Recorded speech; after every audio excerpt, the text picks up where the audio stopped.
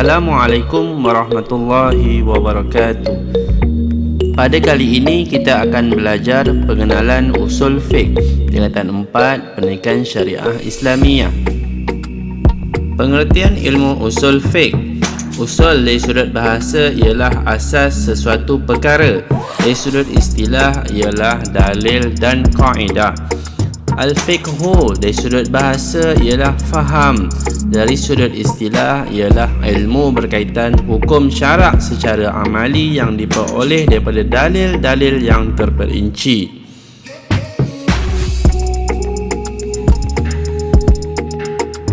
Manakala definisi usul fiqh secara keseluruhan ialah ilmu berkaitan kaedah umum penentuan hukum syarak secara amali melalui dalil-dalil yang terperinci.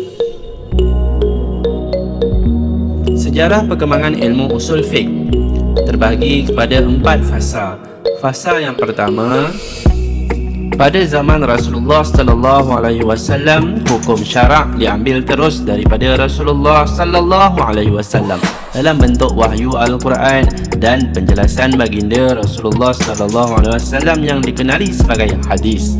Segala permasalahan yang dia timbul akan diputuskan hukumnya oleh Rasulullah sallallahu alaihi wasallam melalui wahyu Al-Quran yang diterima atau melalui penjelasan daripada baginda sallallahu alaihi wasallam sahaja. Fasa yang kedua pada zaman sahabat. Setelah kewafatan Rasulullah sallallahu alaihi wasallam, berlaku banyak kejadian yang tidak mempunyai hukum yang dinyatakan dalam Al-Quran dan hadis. Sahabat menetapkan hukum syarak berdasarkan kefahaman yang mendalam terhadap Al-Quran dan hadis kerana mereka memiliki kemahiran bahasa Arab yang tinggi.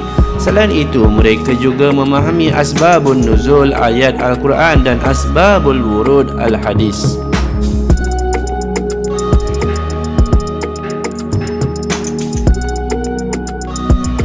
Fasa yang ketiga pada zaman at-tabi'in. Para tabi'in mewarisi ilmu daripada para sahabat dan fatwa-fatwa mereka. Mereka mempunyai hukum syarak berasaskan kaedah yang diguna pakai oleh sahabat. Selain daripada Al-Quran dan hadis, para tabi'in juga merujuk ijma' sahabat dan fatwa-fatwa mereka sebelum mereka sendiri berijtihad untuk menentukan hukum syarak.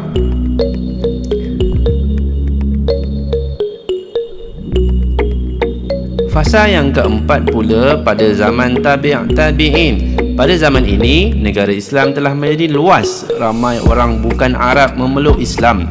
Banyak berlaku peristiwa yang tidak terdapat hukumnya dalam Al-Quran, hadis, ijma' dan fatwa-fatwa sahabat.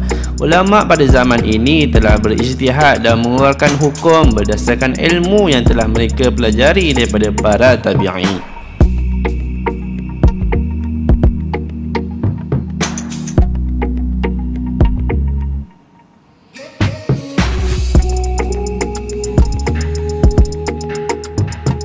Kaedah penulisan ilmu usul fiqh. Yang pertama, kaedah al-mutakallimun asy-syafi'iyah.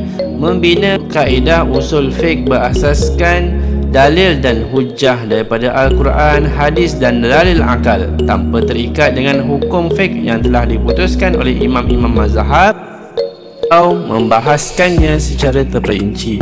Yang kedua pula ialah kaedah al-fuqaha, iaitu al-hanafiyah. Membina kaedah usul fiqh berasaskan hukum yang diputuskan oleh imam mazhab bagi memastikan kaedah usul fiqh yang telah ditetapkan tidak bercanggah dengan fatwa imam. Skop perbincangan ilmu usul fiqh. Skop yang pertama, hukum syarak yang merangkumi hukum wajib, sunat, haram, makruh, sabab, syarat, azimah dan rukhsah. Yang kedua ialah dalalatul alfaz yang merangkumi perbincangan mengenai al-mutlaq, al-muqayyad, al-amru, al-nahi, al-am, al-khas, al-haqiqah, al-majaz, al-mantuq dan al-mafhum.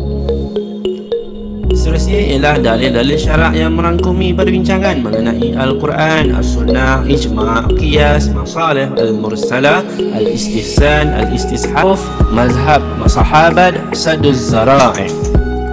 Seterusnya, ijtihad dan taklid yang merangkumi perbincangan mengenai syarat-syarat ijtihad, jenis-jenis mujtahid, ruang lingkup ijtihad, taklid mazhab, at-talfiq, al-mufti dan al-mustafti. Seterusnya, ta'arud dan tarjih yang merangkumi perbincangan berkaitan percanggahan antara dalil dan cara menyelesaikannya. Seterusnya yang terakhir ialah maqasid syariah yang merangkumi perbincangan mengenai agama, nyawa, akal, keturunan dan harta. Kepentingan mempelajari ilmu usul fiqh: yang pertama, dapat membantu memahami cara ulama silam mengeluarkan hukum syarak dengan penuh teliti. Yang kedua, dapat membendung umat Islam daripada ajaran yang sesat dan menyeleweng daripada ajaran Islam yang sebenar.